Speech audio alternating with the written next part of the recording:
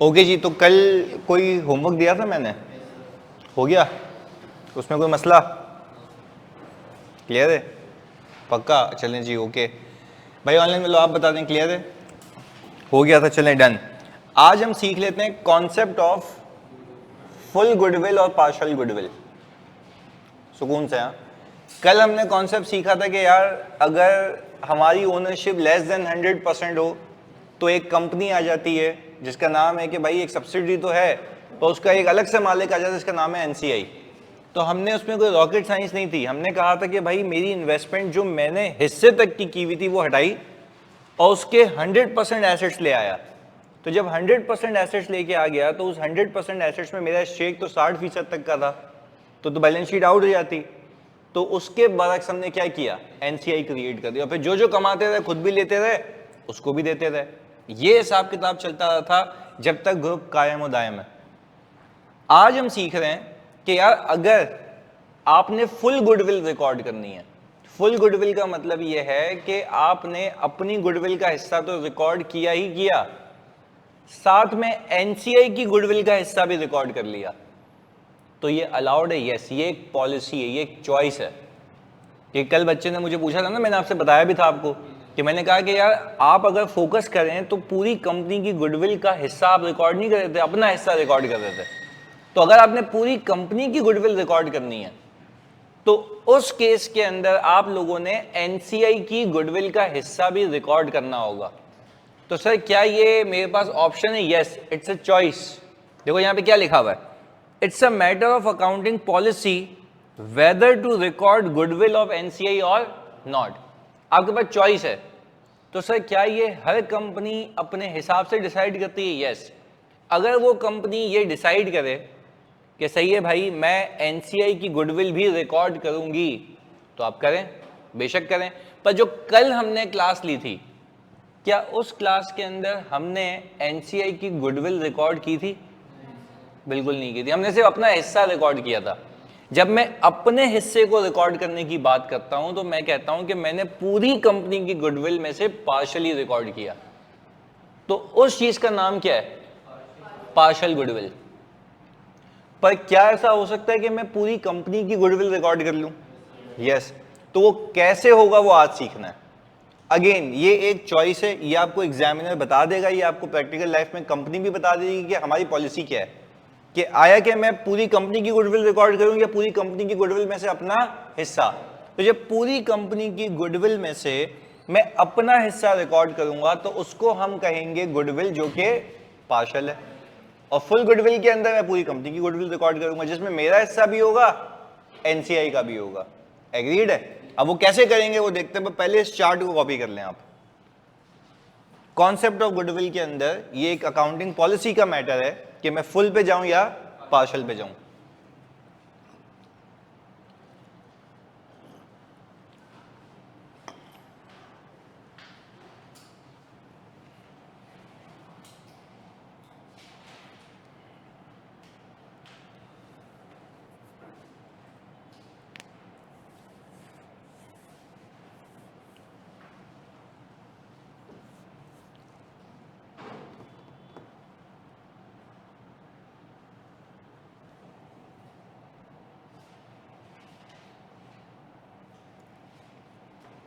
Okay जी, तो इस game को समझने के लिए हमें ये बेसिक सी इलस्ट्रेशन करनी पड़ेगी, और ये बेसिक सी इलस्ट्रेशन पे आप जरा फोकस होकर देखिएगा।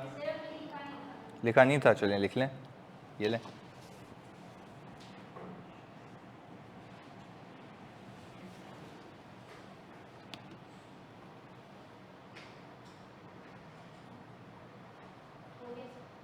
हो गया जी? ओके।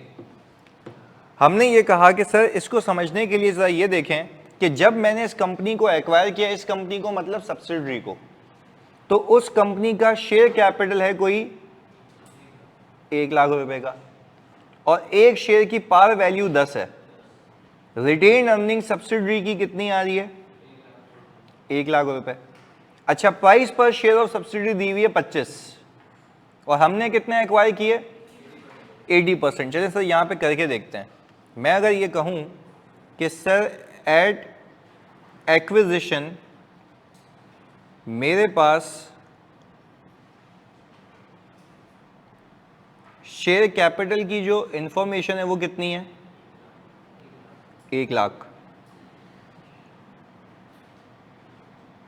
और इसी कंपनी की रिटेन अर्निंग भी कितनी है, 1 लाख। कुल मिला के हो गया ये। अच्छा, व्हाट इफ मैं अज्यूम करूं बच्चों के मेरे पास कोई फेयर वैल्यू एडजस्टमेंट नहीं है, तो क्या यही fair value of net assets है? अच्छा, और ये भी बात आप फिर कंफर्म करेंगे मुझे कि ये जो 2 लाख रुपए है ये एसेट्स और लायबिलिटीज का नेट है, यानी this is representing assets and liabilities of a company. Agreed?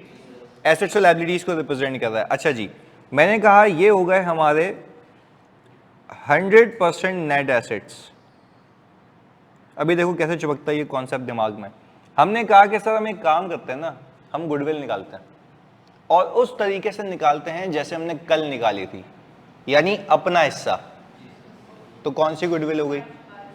Partial goodwill हो गई। चलें जी, हमने कहा भाई हम अगर यहां पे पार्शियल की बात करें तो पार्शियल के अंदर मैंने जो है वो कंसिडरेशन रखी होगी। अच्छा, कंसिडरेशन रखी होगी ऑफ पेरेंट, ऐसा ही है? अच्छा, पेरेंट एंटिटी ने कितने पैसे पे किए होंगे, जरा यहां पे थोड़ा सा मासूम सा हिसाब कर लेते हैं। मैंने कहा कि भाई अगर मैं 1 लाख का शेयर कैपिटल है, इसको 10 से डिवाइड करूं, इसको 80% से मल्टीप्लाई करूं, तो मैंने इतने शेयर्स एक्वायर किए हैं और इस शेयर्स को एक्वायर करने के लिए एक शेयर 25 का है। तो हमारी जेब से जो पैसे गए वो 2 लाख रुपए। सही है? 2 लाख रुपए हमने पे किए थे किसको? शेयर होल्डर को। हमने बोला आप निकले, इस पे 80% का जो हिस्सा है वो हमारा हो गया, कंट्रोल आ गया। तो क्या एनसीआई नहीं है? वो अपनी जगह है। हमने कहा सर ये आ गया 2 लाख रुपए। हमने कहा पेरेंट एंटिटी ने सेपरेट बुक्स में एंट्री बनाई होगी, इन्वेस्टमेंट डेबिट कैश क्रेडिट। कितने से भाई? 2 लाख रुपए से। पर क्या इस बात को मानते हो ये 2 लाख रुपए सब्सिडरी के तमाम एसेट्स और लायबिलिटीज की रिफ्लेक्शन है या 80%? यानी हर एक एसेट 80, हर एक एसेट 80, और जब उसको लेके आएगा तो 80 तक लाएगा तो बात सही है, 100 लाएगा तो 20 एनसीए को देना पड़ेगा। एग्रीड? चलें जी, हमने कहा ये हिसाब किताब हो गया। कंसिडरेशन हमने रख दी यहां पे 2 लाख रुपए। अच्छा, फिर हमने कहा कि सर ये बताएं कि जो नेट एसेट्स हैं उसका भी तो फिर ये होगा ना हिसाब किताब, ऐसा ही है? तो हमने क्या किया, 2 लाख रुपए के नेट एसेट्स का 80% ले लिया। कितना आता है? 160।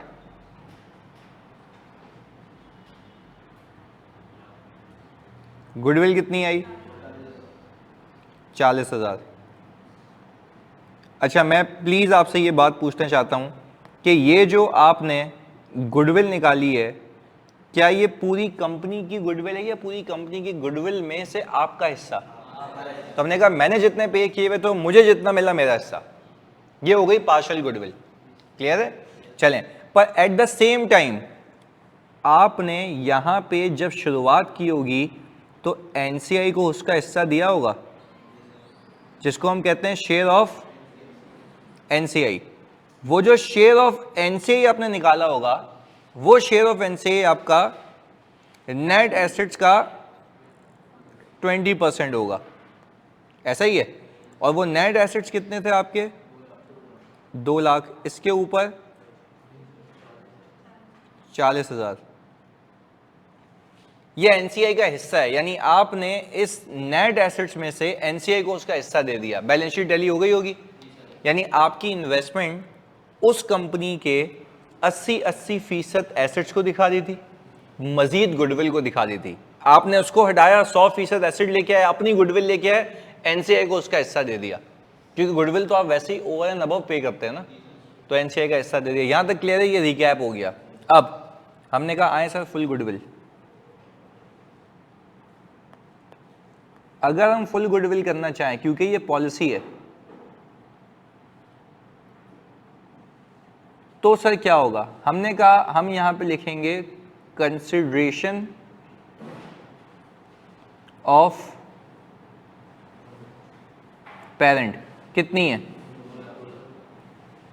अच्छा, अब आपको स्टैंडर्ड ये कह रहा है कि अगर आप ये देखना चाहते हैं ना पूरी कंपनी की गुडविल कितनी है, तो आप तसव्वुर करें कि एनसीआई ने आपके साथ मिल के पैसे डाले। तसव्वुर करें भाई, एनसीआई ने आपके साथ मिल के पैसे डाले या पहले से ही मालिक है? पहले आपने तो किसी और से खरीद के बस आप मालिक बने, वो तो पहले से ही ओनर है। वो कह रहा है आप इमेजिन करें कि अगर आज के दिन एनसीआई आपके साथ पैसे डालता तो उसके शेयर्स की वैल्यू क्या होती, जिसको हम कहते हैं फेयर वैल्यू ऑफ एनसीआई, कि एनसीआई के शेयर्स की फेयर वैल्यू क्या है। तो मुझे आप एक बात बताते हैं, जब टोटल 10,000 शेयर्स हैं जिसमें से 8,000 मेरे हैं, तो एनसीआई के शेयर्स कितने हैं? तो हमने कहा 2,000 शेयर्स ऑफ एनसीआई को मैं 25 से मल्टीप्लाई करूं तो कितना आता है? 50,000। ये किन के शेयर्स की वैल्यू है? एनसीआई। अच्छा, अगर गलत नहीं हूं तो क्या मैं इस पे ये कहूं कि 2.5 लाख रुपए फेयर वैल्यू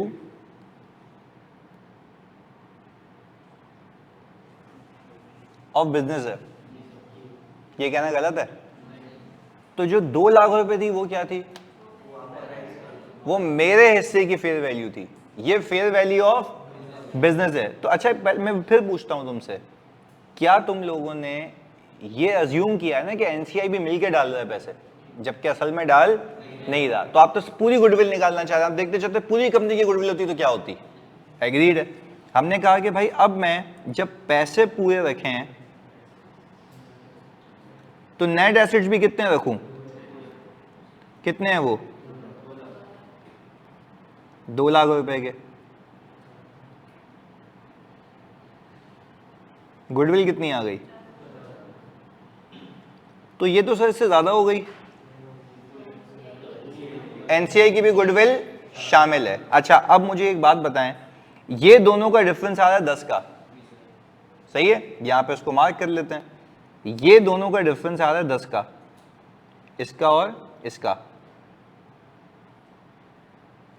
आप कहना चाह रहे हैं सर ये जो 10,000 है ना, ये किसकी गुडविल है? सही है जी।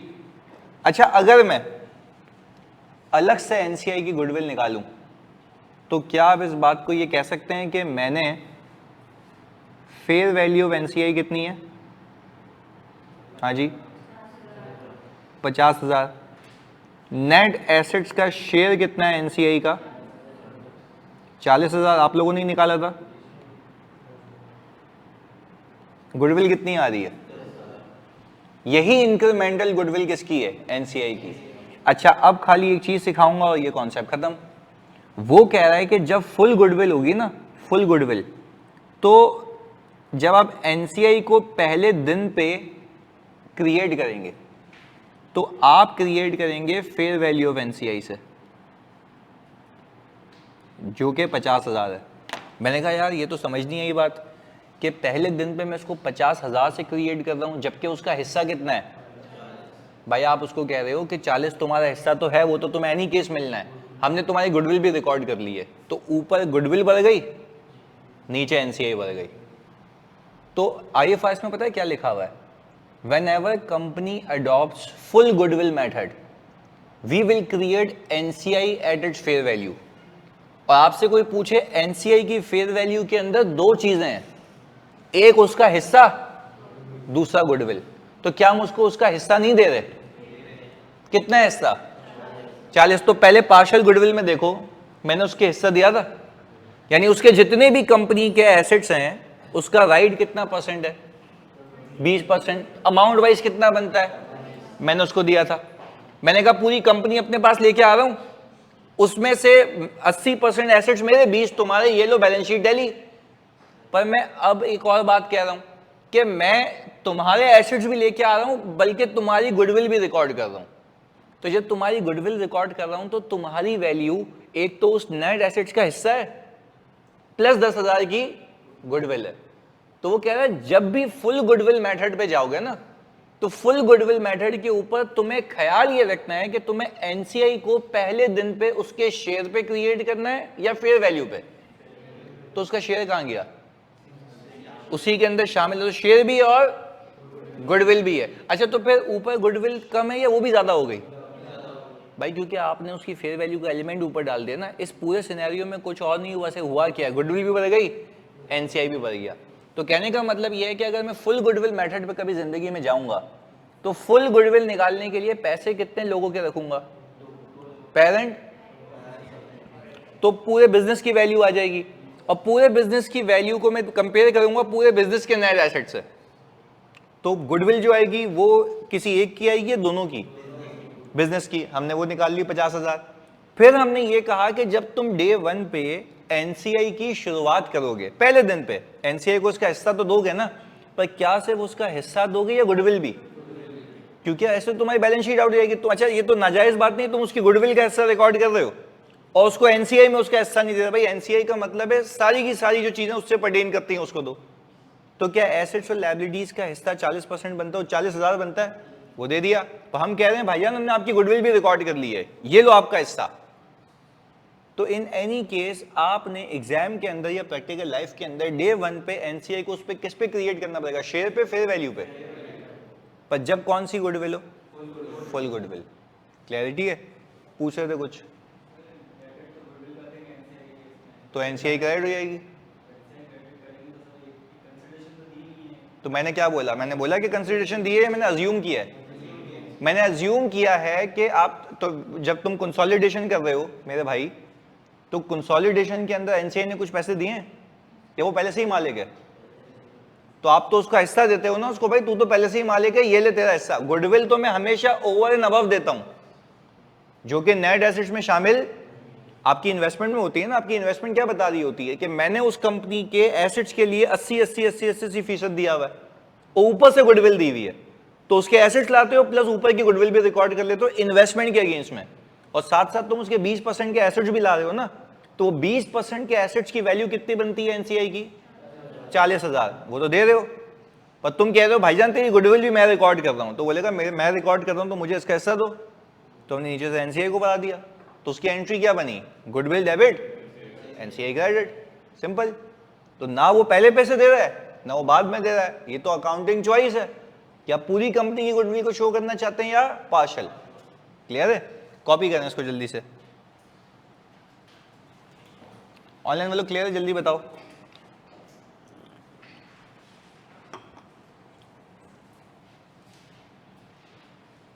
चलें जी, गुड।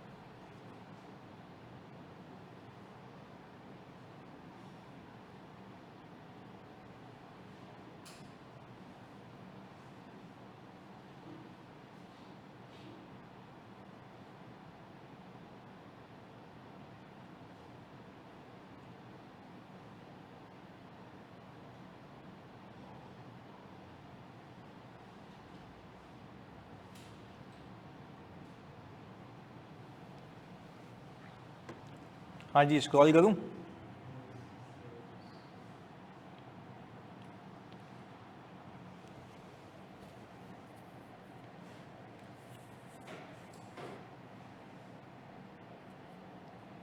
क्या पार्शल या फुल चूज करने से इम्पैक्ट तो ये आता है कि आपकी बैलेंस शीट की फुटिंग बढ़ जाती है, बस, और तो कुछ भी नहीं है।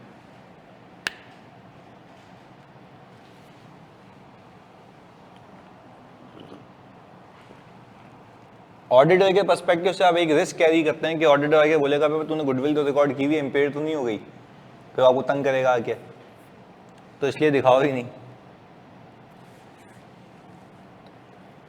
हम जैसा आएगा तो वो पहले ही बोलेगा भाईजान ये तो इम्पेयरमेंट हो सकती है इसकी। नहीं, पार्शल के केस में भी तो इम्पेयर्ड हो सकती है ना। तो मैं बहुत जगह देखता हूँ कि they prevent to show goodwill, तो कोशिश करते हैं कि यार एसेट्स के लिए पूरे पैसे दे दें।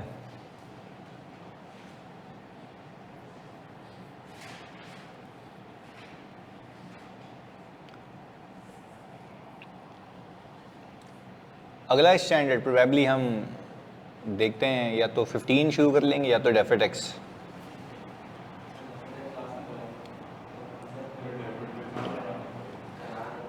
जल्दी कर लोगे तो प्रैक्टिस हो जाएगी ना। इस बार बहुत इंपॉर्टेंट है आपके लिए, कंसोल तो दोनों।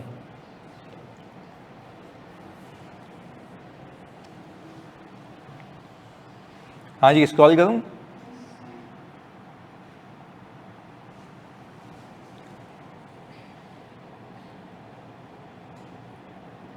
बिल्कुल ऐसा है अहमद।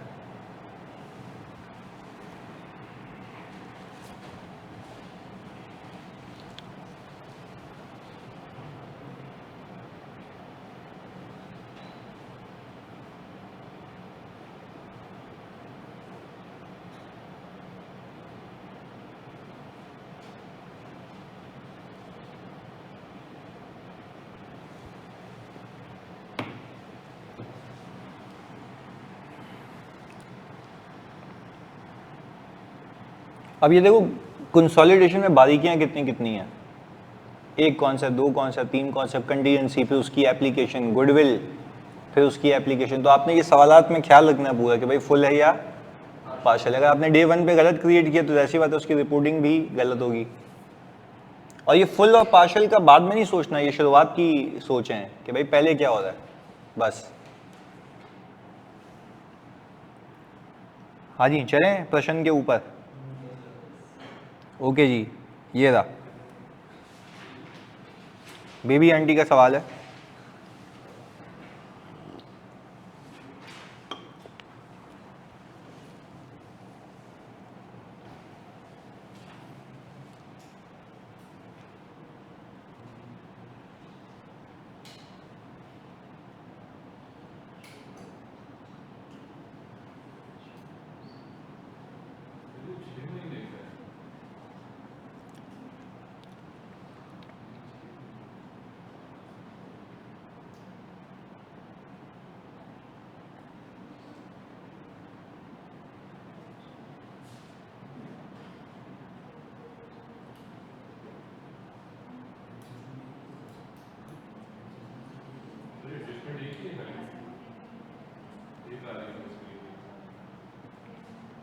किसमें? हाँ बस यही है।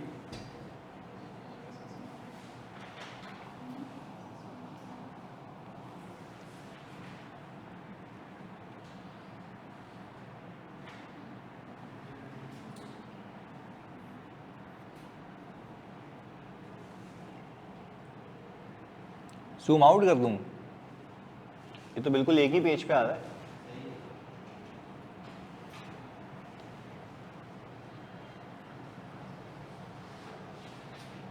सही है।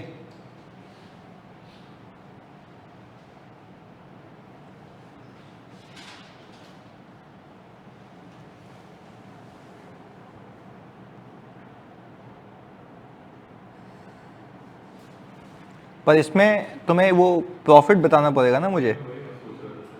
सिर्फ ये देख लो कि प्रॉफिट फॉर द ईयर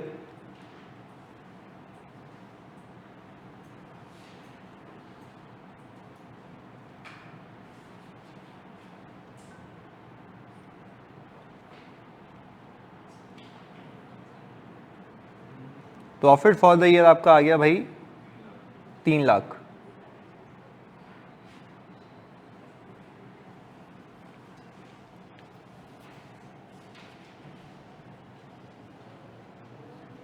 क्योंकि एक्विजिशन पे जाने के लिए आपको चीज़ें चाहिए ना।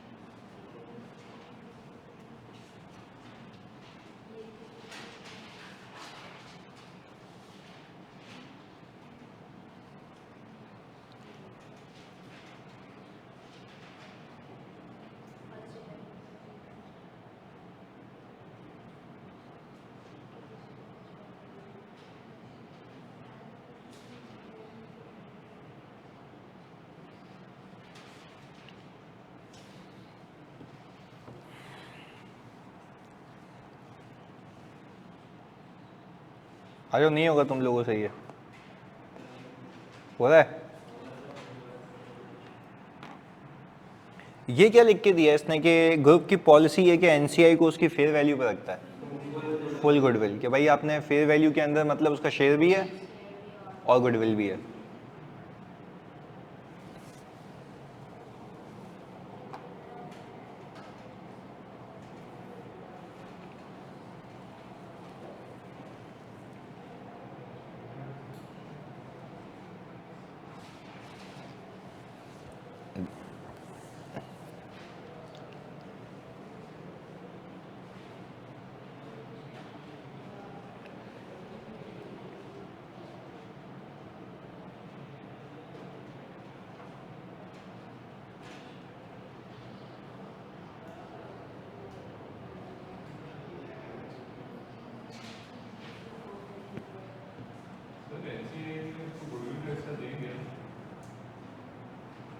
हाँ तो वो तो फेयर वैल्यू में होगा ना ऑलरेडी।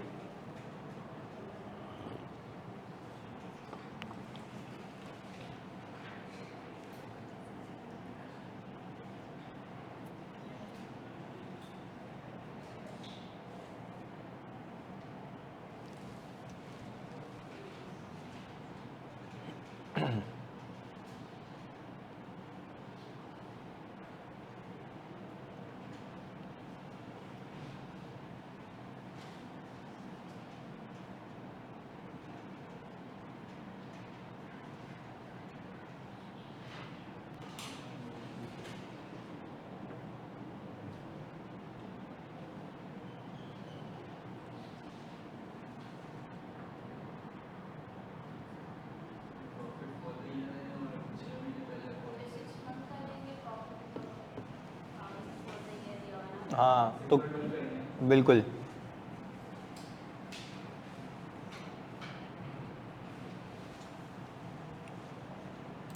गुडविल कितनी आ रही है आपकी?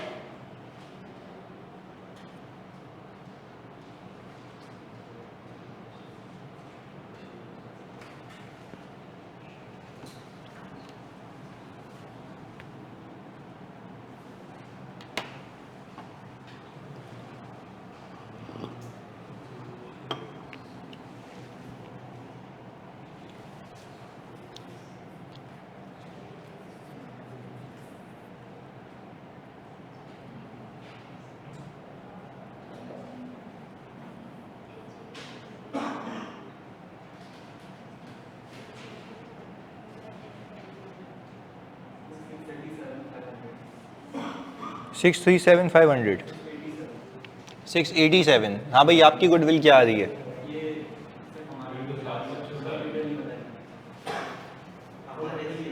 नहीं तो निकालनी फुल है। नहीं तो ऊपर पूरी गुडविल निकालोगे ना, या नहीं? एनसीआई को क्या दोगे? मतलब ऊपर गुडविल तो पूरी आएगी ना।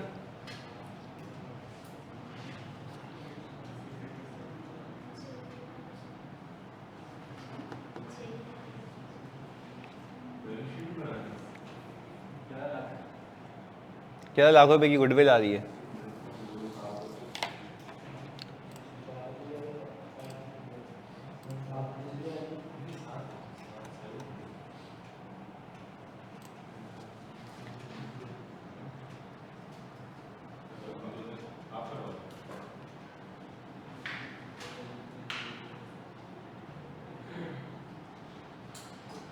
हाँ जी, एड एक्विजिशन एड रिपोर्टिंग। अगर हम देखें कि सर शेयर कैपिटल जो हमें दिया हुआ है वो दिया हुआ है 4 लाख रुपए का, यहाँ पे भी 4 ही रहा होगा वो। और फिर हमारे पास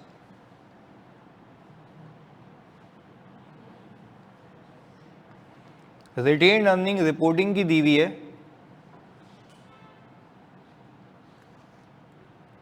650।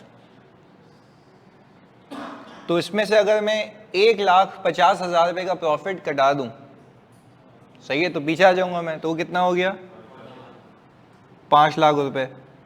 अच्छा, मैं यहाँ नहीं देख सकता कि भाई कोई फेयर वैल्यू एडजस्टमेंट है, तो हमने कहा कि सीधा सीधा, और ये कितना आ गया जी? अच्छा जी, हम आ गए सर गुडविल पे। कौन सी गुडविल की पॉलिसी है? Full goodwill. और ऐसे पता लग रहा है वो कह रहा है कि वो एनसीआई को फेयर वैल्यू पे रखता है। सही है, तो रखे भाई। अच्छा भाई, अब हमने कहा कि यहां पे हम लिखेंगे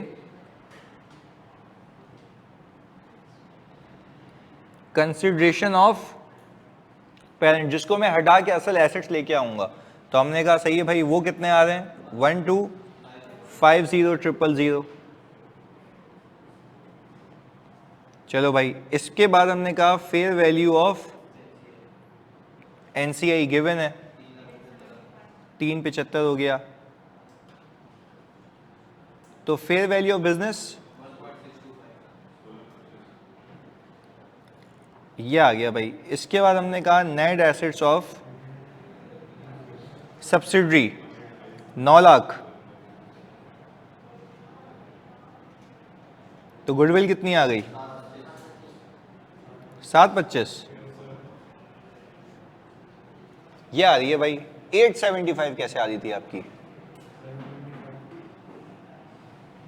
प्रॉफिट 3 लाख रुपए। अच्छा, तो देखें ना, हमने यहां पे आप लोगों ने भंड मारा ना। हमने इसको एक्वायर कब किया है? 30 जून को, यानी साल के बीच में। तो आपको जो एसेट्स और लायबिलिटीज की वैल्यू चाहिए वो चाहिए 6 महीने पीछे। तो कोई ऐसा जिसने गलती की हो, पूरा साल कटा दिया हो? यहाँ पे सबने सही किया था, यहाँ पे मेजॉरिटी ने गलत किया है। हाँ जी, बात समझ आ रही है? आपको 6 महीने पीछे आना है। तो अगर मुझे रिपोर्टिंग डेट की रिटेन अर्निंग दी हुई है और ये पूरे फॉर द ईयर का मतलब है पूरे 12 महीने, तो मैं 6 महीने पीछे आऊंगा ना। तो 6 महीने पीछे आने के लिए मुझे इसमें से 1,50,000 माइनस करना है। तो हमने सिंपल ये किया कि सर 650 माइनस 150। क्लियर है? तो ये गलती हुई होगी जिसका 875 आया है। सही है, ओके। तो ये हिसाब किताब हो गया। अब हमने यहां पे जल्दी बताओ भाई, एनसीआई क्रिएट करना है।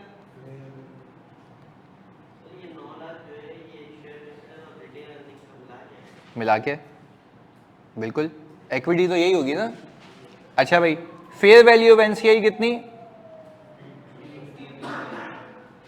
तो आप नेट एसेट्स का शेयर क्यों नहीं ले रहे? तो फिर उसका शेयर कहाँ गया? इसके अंदर शामिल है? शामिल है जी। चलें, अब हमने कहा ये तो पहले दिन की कहानी हो गई। अब आप मुझे बता दें पोस्ट एक्विजिशन कितना है जी? शेयर कैपिटल,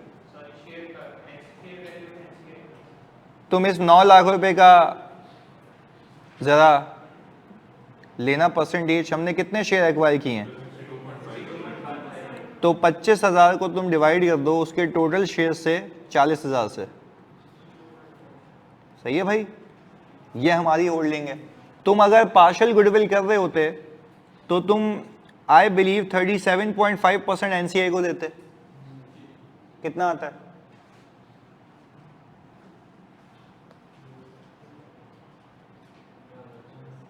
कितना?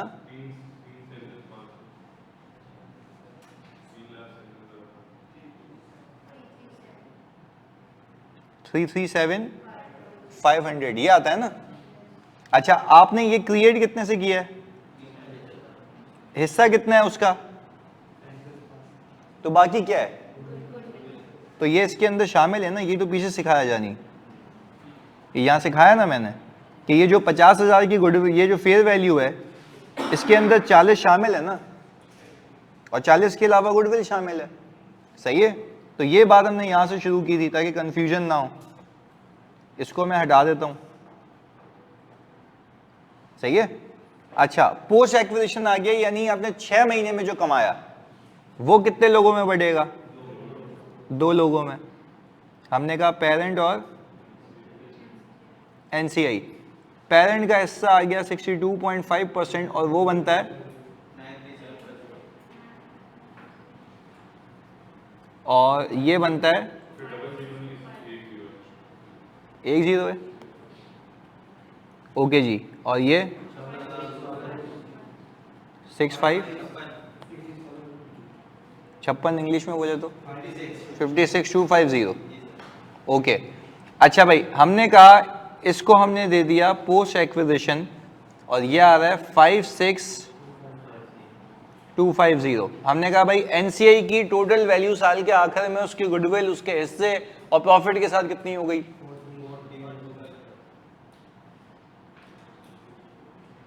ये क्लियर है भाई। अच्छा, इसके बाद आपने कहा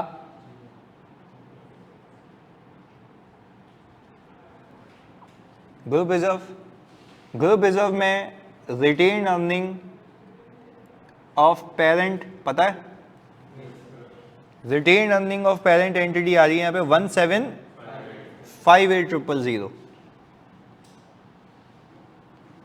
ये आ गया। पोस्ट एक्विजिशन भाईजान 93,750।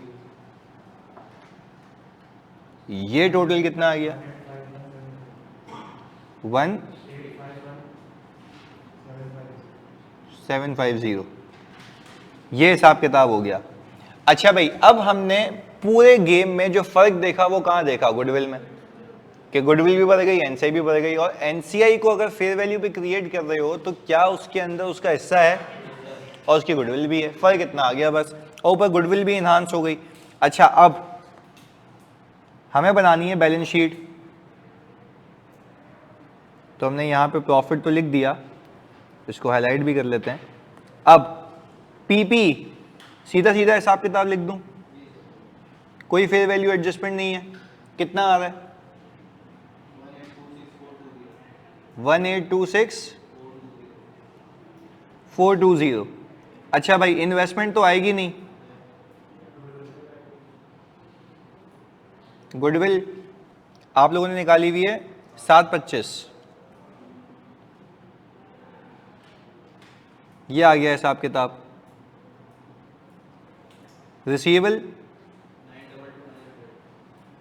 922,900, और आपके पास आ गया भाई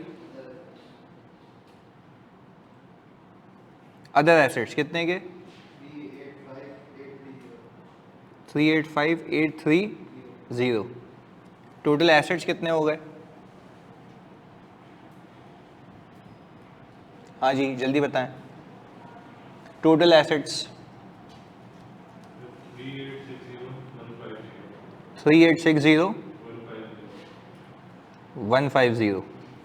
अच्छा भाई, शेयर कैपिटल सिर्फ पेरेंट एंटिटी का, क्योंकि तुम तो उसके असल एसेट्स और लायबिलिटीज ले आए ना, और जो एनसीए का हिस्सा है उसको दे दो उसी में से, तो कोई फर्क ही नहीं है। ग्रुप रिजर्व आप लोगों ने निकाले 1851750, और सर इसके बाद आपके पास आ गया एनसीआई 431250, और इसके बाद आपके पास आ गई सर लायबिलिटीज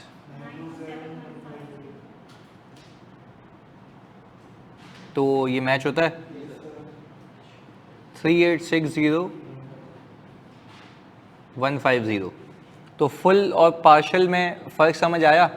सिर्फ डे वन की क्रिएशन का है कि या तो उसको फेयर वैल्यू पे क्रिएट करोगे या उसके शेयर पे। क्लियर है? चलें जी, अब अपने पास आप हेडिंग डाल दें जी। क्या समझा दूं? ग्रुप रिजर्व में रिटेन अर्निंग ऑफ पेरेंट आ गया, ये रहा, यहां से उठा लिया, सही है, और उसके बाद अपना कमाया हुआ प्रॉफिट डाल दिया, अपना हिस्सा है मेरा 93750, ये रहा, और ये टोटल आ गया, सही है। चलें जी, अपने पास जल्दी से हेडिंग डाल दें कॉन्सेप्ट ऑफ इंटेंजिबल्स जी।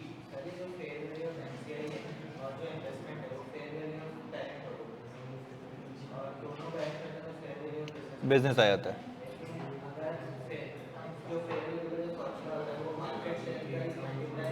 नहीं उससे ज़्यादा भी दे सकते हैं ना, प्रीमियम भी दे सकते हैं, सही है। अच्छा भाई एक मिनट बातें नहीं, इधर एक सवाल आया है, सर हमें कैसे पता चलेगा ये पेरेंट की इन्वेस्टमेंट जो शो हो रही है वो सारी की सारी सब्सिडी में की गई है, एक्यूमुलेटेड अमाउंट। अच्छा भाई देखो, अभी तक जो मैंने आपको कॉन्सेप्ट्स दिए हैं ना, आपने ये तसव्वुर करना है कि ये सारी की सारी इन्वेस्टमेंट किस में की गई है, सब्सिडी में की गई है। आगे जाके मैं आपको इन्वेस्टमेंट की अमाउंट कैलकुलेट करना सिखाऊंगा, फिर हो सकता है कि इन्वेस्टमेंट इसके अलावा भी कहीं की गई हो, पर अभी for the sake of easiness हमने क्या किया हुआ है कि जो इन्वेस्टमेंट की हुई है कहाँ की हुई है, सब्सिडी में की हुई है। क्योंकि अभी अगर मैं खिचड़ी बना दूंगा तो मैं जाहिर सी बात है एक कॉन्सेप्ट को समझाने के लिए बाकियों को कांस्टेंट रखूंगा, सही है। तो अब जैसे फेयर वैल्यू ऑफ एनसीआई का कॉन्सेप्ट समझाने के लिए मैंने बाकी सारी चीजें हटा दी ना, ताकि इम्पैक्ट समझ आए। तो अगर आगे जाता रहूंगा जैसे जैसे तो वैसे वैसे कॉन्सेप्ट्स इन होते जाएंगे इसके अंदर। क्लियर है? क्लियर हो गया आयशा? ओके चलें, अब अपने पास अब हेडिंग डाल दें कॉन्सेप्ट ऑफ इंटेंजिबल्स। ये रहा जी, ये एक खतरनाक समरी है बट इसको हम थोड़ा सा आसान करके समझते हैं। अच्छा इंटेंजिबल्स पता है ना क्या होते हैं? सर आप ये कह लें कि इंटेंजिबल होते हैं सॉफ्टवेयर्स,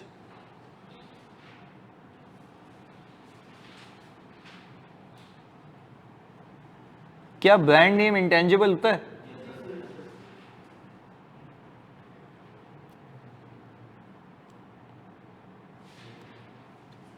कस्टमर लिस्ट इंटेंजिबल होती है? हाँ या नहीं? बिल्कुल होती है। आप वेरी गुड, आप उसको डेफिनेटली यूज करके उससे बेनिफिट ले सकते हैं।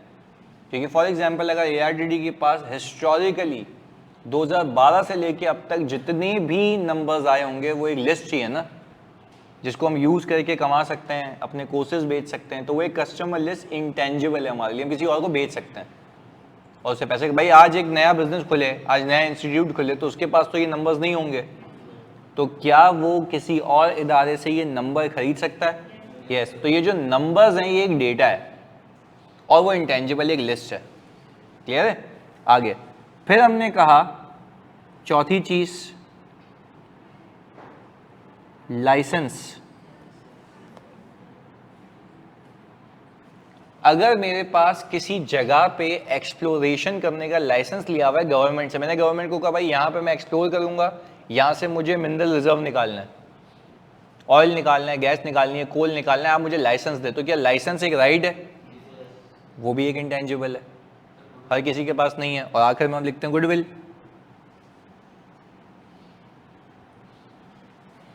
ये हो गई आपकी इंटेंजिबल की एग्जांपल्स, सही है भाई? यहां पे लिख भी देते हैं कि ये हमारे पास है बेसिक एग्जांपल्स। अच्छा, अब आपको ये स्टैंडर्ड ये कह रहा है, IFRS 3 ये कह रहा है कि भाईजान आप हैं कौन सी एंटिटी, पेरेंट एंटिटी। थोड़ा ट्रिकी है, मैं कोशिश करूंगा आसानी से समझा दूं।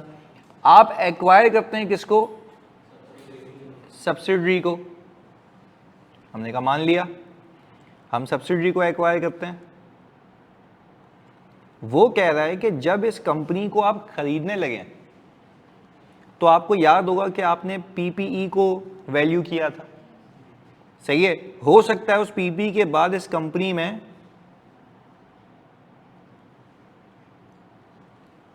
कुछ सॉफ्टवेयर्स भी हों, हो सकता है इस कंपनी में कोई लाइसेंसेस भी हों, एग्रीड। अच्छा भाई, फिर हमने कहा शेयर कैपिटल, रिटेन अर्निंग और लायबिलिटी। हमने कहा सर PP 1000, ये 800, ये 400, ये टोटल कितना हो गया 2200। हमने कहा लायबिलिटी हमारे पास आ रही है 600 की, ये आ गया 1000, सही जी। तो बाकी डिफरेंशियल बता दो, 600। ये हिसाब किताब है। अच्छा, ये कंपनी जब इसको खरीदती है सब्सिडरी को, तो इसके तमाम एसेट्स की वैल्यूएशन कराती है, ऐसा ही है। अच्छा, मैं मार्केट में गया तो मैंने मार्केट में देखा कि इसकी फेयर वैल्यू, यूं कर लेते हैं, मैं मार्केट में गया तो मैंने मार्केट में जाके देखा कि इसकी फेयर वैल्यू चल रही है कोई 1300, ऐसा ही है। ये है कौन जो देख देख के जा रहा है, अभी खींच लेना अंदर उसको, जो भी हो ना। हाँ भाई, 1000 है और 1300 है। अब मुझे एक बात बताओ, आप लोग जब यहां पे नेट एसेट्स की वर्किंग कर रहे होते हैं तो आपने ये 1000 उठाया होगा, 600 उठाया होगा, ऐसा ही है। ये 1600 हो गया होगा। मैं पूरा रिकैप दे रहा हूं आप लोगों को। तो इस 2200 में से आपने अगर ये 600 माइनस किया तो 1600 की इक्विटी भरी हुई है, ये बुक वैल्यू है। आपने क्या किया होगा मेरे बच्चों, आपने 1000 को 1300 से कंपेयर किया होगा। क्या PPE को 300 से एडजस्ट किया था? आपने कहा था आपने 1600 नेट एसेट्स के तो पे किए हैं, मजीद 300 पे किए हैं PPE के लिए, ये किया था? आपके सामने है ना पूरा रेप्लिका, वही जो पिछला वाला चलता आ रहा है गेम, PPE को। फिर वो कह रहा है ये देख लो कि आपकी किताबों के अंदर कुछ इंटेंजिबल्स हो सकते हैं जिसको हम कहते हैं ऑन द बुक्स। क्या कहते हैं? समझ तो तुम्हारे लिए आसानी के लिए ना, पहले उसका ट्रीटमेंट तो सिखा दूं कि हमने कहा ऑन द बुक्स इंटेंजिबल है, दिख रहे हैं on the books. On the books मतलब सब्सिडरी की किताबों में। कितने का आ रहा है सॉफ्टवेयर? 800 का। हम मार्केट में गए, हमने कहा यार ये बिक सकता है कोई 1500 का, यानी दूसरी कंपनी सेम खरीदने को तैयार है, उसकी मार्केट वैल्यू है। तो मुझे एक बात बताओ, क्या सॉफ्टवेयर के लिए भी ज्यादा पे किए? तो उसकी किताबों में सॉफ्टवेयर 800 रुपये, तुमने उसके ऊपर पे किए 700, तो क्या मैं यहां पे उसको एडजस्ट करूं? ये सारी चीजें वो इसलिए करवा रहा है ताकि गुडविल की वैल्यू सही निकालो। ऐसा नहीं लगे कि गुडविल के ज्यादा दिए, क्लियर है? ऐसा नहीं लगे गुडविल के ज्यादा दिए, गुडविल के लिए जितने दिए उतने बताओ। तो सब चीजों को पहले एलोकेट करो, किस किस के कितने पैसे बनते थे, क्लियर है? चलें, हम गए लाइसेंस की वैल्यूएशन के लिए। गवर्नमेंट ने लाइसेंस दिया हुआ, गवर्नमेंट ने कहा भाईजान ये आप किसी और को बेच नहीं सकते, तो इसकी वैल्यू इन यूज तो है बट फेयर वैल्यू 0 है। फेयर वैल्यू 0 मतलब मार्केट वैल्यू तो नहीं है ना, मार्केट वैल्यू तो नहीं है ना। तो मैं कह रहा हूं कि आज अगर मैं खरीदने के, अच्छा इसका ये मतलब नहीं, देखो दो बातें बता रहा हूं, ये बड़ी अहम और क्रिटिकल बात होगी यहां पे। सब्सिडी की किताबों में जो लाइसेंस है ना, वो लाइसेंस से कमाएगी कौन? और वो जो कमाएगी अल्टीमेटली आप अपने पास लेके आओगे पोस्ट एक्विजिशन के नाम पे, ऐसा है? तो ये लाइसेंस उसके बिजनेस ऑपरेशंस के लिए सही है, बट तुम बीइंग एन इन्वेस्टर, तुमसे अगर कोई पूछे तुम लाइसेंस के पैसे दे रहे हो, बोले भाई मार्केट में इसकी कोई वैल्यू नहीं है। हाँ, तो इससे जो कमा के जो पैसा आएगा वो गुडविल की वैल्यू होगी, नहीं समझे? दो अलग अलग बातें हैं ना। देखो लाइसेंस है मेरे पास, मैं ऑपरेट कर रहा हूं ना, इस लाइसेंस के बगैर वो ऑपरेट नहीं कर सकती सब्सिडरी। लाइसेंस की वैल्यू जीरो इसलिए क्योंकि किसी और को टिका नहीं सकते, हमने बोला जीरो है। तो सामने वाला शेयर होल्डर कह रहा भाई ये तो मुझे नुकसान है, वो बोला भाई नुकसान नहीं है, जो तुम्हें गुडविल के पैसे दूंगा ना उसमें तुम वैसे ही चार्ज कर लोगे मुझसे, मैं सिर्फ लाइसेंस के पैसे नहीं दे रहा, मैं गुडविल के पैसे दे रहा हूं। तो बोला लाइसेंस के क्यों नहीं दे रहे? भाई मैं कह रहा हूं कि आप मार्केट में नहीं बेच सकते। तो बोला जो इससे बिजनेस करूंगा, तो मैंने कहा भाई उसी बिजनेस के तो पैसे दे रहा हूं, और जितने ऊपर दे रहा हूं वो गुडविल है। तो जो तुम्हारा लाइसेंस तुम्हें वैल्यू जनरेट करके देगा इन फ्यूचर, तो वही गुडविल है, उसके तुम पैसे लोगे ना मुझसे, लाइसेंस के दोबारा ले रहे हो, क्योंकि लाइसेंस तुम्हारा मार्केट में बेच नहीं सकता। क्या हम ये कह सकते हैं अंग्रेजी में this is on the books intangible but having zero fair value, having zero fair value. तो क्या फेयर वैल्यू जीरो होने का मतलब है क्या ये उसके काम का नहीं है? कमा के देगा, पैसे दूंगा मैं उसके, यस गुडविल की मत में दूंगा ना यार, फेयर वैल्यू की बात हो रही है यहाँ पे। क्लैरिटी है? पक्की बात है? कोई कंफ्यूजन ऑनलाइन में तो जल्दी बताओ, बेसिक बेसिक जल्दी बातें बताओ, मैं पूरी इलस्ट्रेशन कनेक्ट कर रहा हूं जल्दी से सारे बच्चे। वेरी गुड, चलें अब देखो मैंने ऊपर क्या लिखा हुआ है तुम लोगों के लिए। अगर उसकी फेयर वैल्यू है तो ट्रीटमेंट क्या है? कंपेयर करेंगे किससे? रिकॉर्ड करेंगे और क्या करेंगे?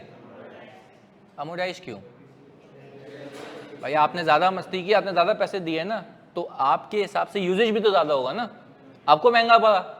दूसरा केस देखो, नॉट हैविंग, क्यों?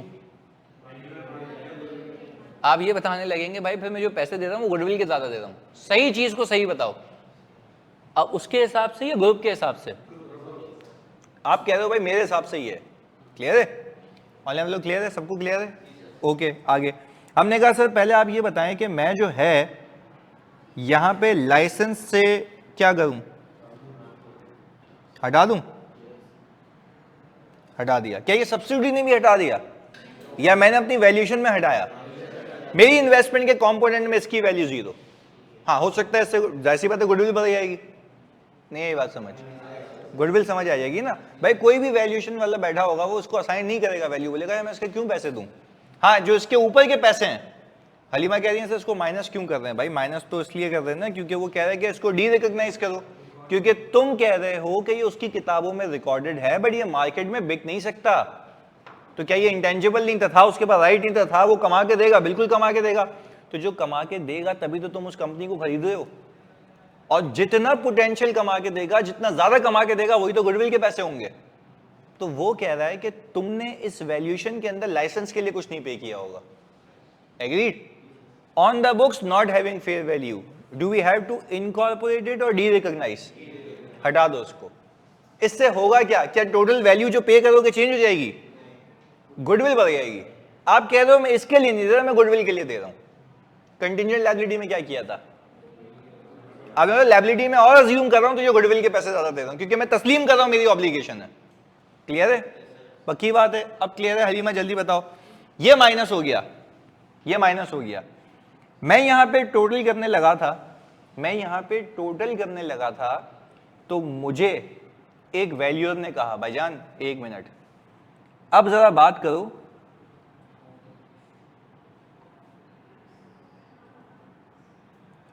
ऑफ द बुक्स इंटेंजिबल्स की। मैंने कहा है ऑफ द बुक्स इंटेंजिबल? उसने बोला वो वाले इंटेंजिबल जो इंटेंजिबल तो हैं बट इसकी किताबों में रिकॉर्डेड नहीं है। मैंने कहा अच्छा कैसे बताओ? उसने बोला इस कंपनी ने ना एक कस्टमर लिस्ट बनाई है। मैंने कहा तो बनाई है तो उसकी किताबों में होगी ना। उसने बोला बेटा बनाई नहीं है, बाय द पैसिव टाइम खुद बन गई है। मतलब बड़े जमाने से बिजनेस कर रही है, जमा होते होते बन गई है। तो मैंने कहा तो क्या करूं उसका? तो बोला शेयर होल्डर कह रहे हैं कि हम इसके पैसे लेंगे। मैंने कहा इसकी फेयर वैल्यू है? इसने बोला डेफिनेटली है। मैं किसी और कॉम्पिटिटर को बेच दूं जाके आज, तो आज आपको ये मिल रही है तो क्या इसके पैसे चार्ज नहीं होंगे? अच्छा तो मैंने कहा इसकी किताबों में क्यों नहीं है? उसने बोला ये तो खुद बन गई ना, इसकी कॉस्ट तो मेजर नहीं कर सकती कंपनी कि कितने में बनी। भाई एसेट तो कॉस्ट पे रिकॉर्ड होता है ना। तो मैं कह रहा हूं तो मैं क्यों पैसे दूं इसके? उसने बोला बेटा उसके लिए फेयर वैल्यू है, तेरे लिए कॉस्ट है, तुम इसके पैसे दोगे। तो मैंने कहा अच्छा भाई ये बताओ कि ये इंटेंजिबल ऑफ द बुक है। हमने कहा भाई ऑफ द बुक है। ऑफ द बुक का मतलब क्या? बुक के बाहर, बुक के बाहर। हमने मान लिया चलो बुक्स के बाहर है। मैंने कहा आप क्या करें, क्या इसके पैसे वो मुझसे मांगेगा? पक्का? फेयर वैल्यू है ये, इधर देखिए, of the books having fair value plus definite life, record करेंगे। और भाई रिकॉर्ड भी तुम कर रहे हो, अमोटाइज भी तुम कर रहे हो, उसने रिकॉर्ड नहीं किया। अच्छा उसने रिकॉर्ड नहीं किया हुआ, क्या डज इट रियली मीन कि ये है ही नहीं? है। इंटेंजिबल का होना अलग बात है, रिकॉर्ड होना। रिकॉर्ड तो तब होगा जब cost can be reliably measurable. तुमसे एक सवाल पूछूं, अगर इसने ये इंटेंजिबल किसी और से खरीदा होता तो इसकी किताबों में होता, तो वो ऑन द बुक्स हो जाता, तो फिर कहानी ये वाली हो जाती। पर क्या वो कह क्या रहा है? वो कह ये रहा है कि भाई कस्टमर लिस्ट को आप अलग से रिकॉर्ड करें, क्योंकि आपने ऐसे देखो वो क्या, मैंने कहा मैं इसको क्यों रिकॉर्ड करूं? उसने कहा अगर आप इसके पैसे दे रहे हैं इसको अलग से रिकॉर्ड करें और इसको अमोटाइज भी करें, वरना आप ये कह रहे होंगे कि आपने ये पैसे भी गुडविल के लिए दिए हैं, जबकि पूरी कंसिडरेशन में आपने कस्टमर लिस्ट के पैसे अलग दिए हैं। तो उसको उस एसेट के नाम से दिखाओ ना। क्लियर है? ओके। तो हमने कहा कि भाई ये कितने की है? 800 की। हमने सिंपल यहां पे आए, हमने कहा सर कस्टमर लिस्ट 800 आ गया। अच्छा मैंने कहा आप टोटल करूं, पैसे देख लें गुडविल के कितने? उससे बोला नहीं, अभी भी नहीं।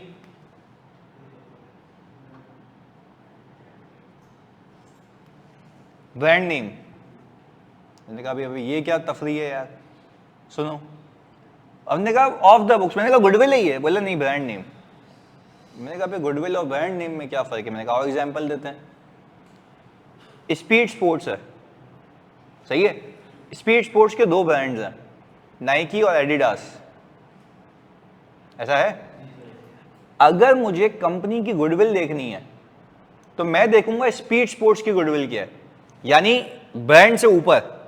यानी एक कंपनी अपने क्रिएटेड ब्रांड के पैसे तो चार्ज करेगी, एक कंपनी अपने क्रिएटेड ब्रांड के पैसे अलग से चार्ज करेगी, नाम के पैसे, और फिर वो बोलेगी कि भाईजान अब तो हम ऊपर स्पीड स्पोर्ट्स हैं जो 2 ब्रांड कैरी कर रहा है, अब जो आप उसके ऊपर पैसे देंगे वो स्पीड स्पोर्ट्स के देंगे। यानी ब्रांड एक सब कंपोनेंट है गुडविल का, उसके पैसे अलग हैं और गुडविल के पैसे अलग हैं। तो क्या ऐसा हो सकता है कि, अच्छा इसको समझने का आसान तरीका क्या है कि कोई भी कंपनी की गुडविल कंपनी के साथ जाती है जबकि ब्रांड अलग से बिक सकता है। समझें? किसी कंपनी की गुडविल अलग से नहीं बिक सकती, कंपनी के साथ ही जाएगी, पर कंपनी के क्रिएटेड ब्रांड्स अलग से बिक सकते हैं। अब लेट्स से यूनिलीवर है, उसने एक डालडा का ब्रांड बनाया जो ऑयल है, उसने क्या किया अपना वो उठा के बेच दिया, तो क्या यूनिलीवर खत्म हो गई? या उसकी अपनी गुडविल नहीं है? है, बिल्कुल है। गुडविल स्टैटिक है, ब्रांड बेच दिया, तो ब्रांड एक सब कंपोनेंट है, तो क्या उसके पैसे चार्ज नहीं करेगी ये? तो गुडविल के नहीं करेगी। ब्रांड के अलग है, वो बोलेगा भाई वैल्यूएशन करवा रहा हूं, मैंने मार्केट से पूछा सिर्फ ये ब्रांड कितने का खरीदोगे, उसने ये बोला, उसने बोला गुडविल, फिर कंपनी कितने की, उसने बोला ये, तो बोला पहले ब्रांड के अलग से पैसे दो और फिर उसके ऊपर जो दे रहे हो वो किसके हैं? गुडविल के। तो मैंने बोला भाईजान एक मिनट होल्ड ऑन, ये ब्रांड इसकी किताबों में कहां है? उसने बोला अगेन ये नाम बना है, कॉस्ट कैन नॉट बी। तो मैंने कहा आप कैसे बता रहे हैं? वो बोला मार्केट से बिडिंग करके बता रहे हैं ना। तो मैंने कहा मैं रिकॉर्ड करूं? उसने बोला हाँ, क्यों? क्योंकि कॉस्ट कैन बी, अब मैं मेजर कर सकता हूं। मैं गया, मैंने बोला चल भाई यार लंबी नहीं कर, ये ले ले 300, सही है। हमने कहा भाई यहां पे क्या लिख दें? Brand name. कितना आ गया? इन सब का सम बताते हैं प्लीज। 1600, 300, 700, 400 माइनस 800 और 300, 3300। आप ये कह रहे हैं उसकी किताबों में जो है वो है, ऑफ द बुक से जितने वो पैसे चार्ज कर रहा है उसके भी मैं पैसे अलग से दे रहा हूं। अच्छा फिर हम गए मार्केट में, फिर हम चले गए मार्केट में। मार्केट में पता लगा कि मुझे अगर ये 100% बाय करना है तो मुझे पेमेंट करनी पड़ेगी इसकी 3,800 की।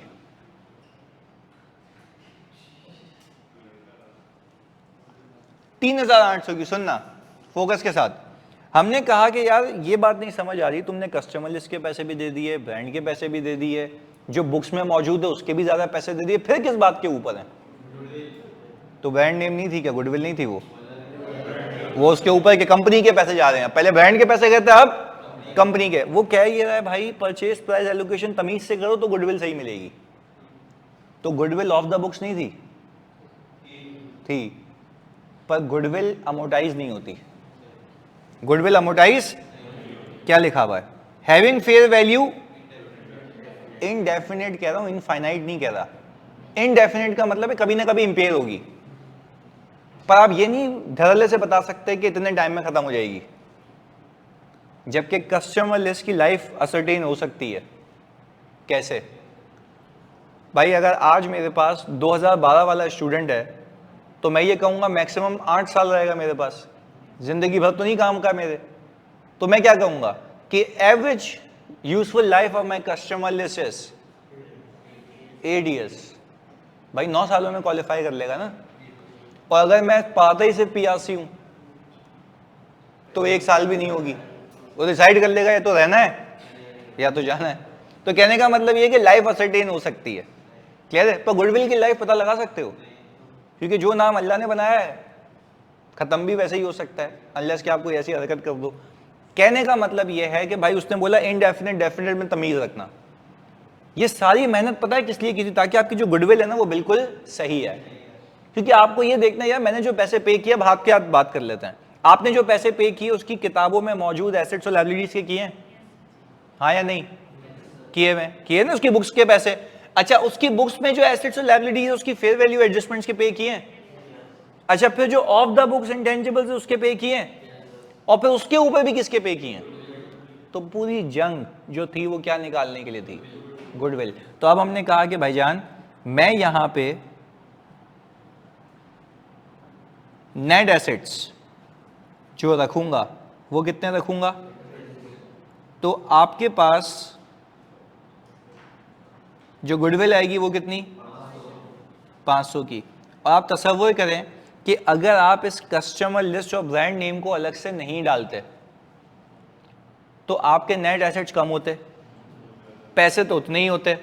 तो आप कहते टेक्निकली आपने जो ये, अच्छा बस 500 में फिर 800 और 300 मिला दो, तो आप कहते हैं आपने गुडविल के कितने दिए? 1600। Is this the case? ये तो नहीं है ना। आपको पता है कि आपने, शेयर होल्डर ने आपसे कस्टमर लिस्ट के भी चार्ज किए, ब्रांड के भी चार्ज किए, तो गुडविल पे गलत होता। और याद है वही वाली बात जो मैंने बताई थी, मैंने क्लाइंट को पकड़ा था, वो मसला यही था कि सारी की सारी परचेज प्राइस एलोकेशन गलत हुई थी, क्योंकि उसने जिस कंपनी को एक्वायर किया था ना उसके पास कस्टमर लिस्ट भी मौजूद थी। सर कल एग्जाम्पल क्यों नहीं दी थी? दिमाग खराब तुम लोग कर देते मेरा कि ये क्या होती है, पर आज हो गया ना क्लियर। मैंने बोला कस्टमर लिस्ट का है, उसने बोला क्या फर्क पड़ता है, दोनों ही तो इंटेंजिबल है, वो भी ऑफ द बुक्स है। मैंने कहा बेटा वो अमोटाइज होगी और ये अमोटाइज नहीं होती। तो मैंने कहा इंसान बन के उसको सही करो, परचेज प्राइस एलोकेशन सही करो, नेट एसेट सही निकालो, गुडविल सही आएगी। और फिर हमने इम्पेयरमेंट करवाई दी। क्लियर है? बात समझ आती है? तो पहले मुझे बताओ, क्या आज के बाद आप लोगों को सवाल करते हुए ऑन द बुक्स के साथ साथ ऑफ द बुक्स की भी तमीज रखनी है, वो भी पार्क करने हैं, जस्ट बिकॉज गुडविल सही आ जाए? क्लियर है? इसको मैं भेज देता हूं आप लोगों को। अभी हमें 12:30 तक क्लास थी ना, चलें ये मैं भेज देता हूं। आज आपका क्विज आएगा भरपूर तरीके से आज तक के कॉन्सेप्ट्स के साथ, जिसमें ऑफ द बुक्स भी होगा। सही है? चलें जी, वो करके आइएगा लाजमी। फिर हम इसको एक स्टेप आगे लेके जाएंगे जो कि डेडलीस्ट स्टेप होगा इस सब्जेक्ट का, इंट्रा ग्रुप एडजस्टमेंट्स, कि पेरेंट सब्सिडरी को, सब्सिडरी पेरेंट को गुड्स बेच रही है, क्या हो रहा है, कैसे हटेंगे, वो सारी चीजें। सही है? चलें मिलते हैं अगली क्लास में। अल्लाह हाफ़िज़।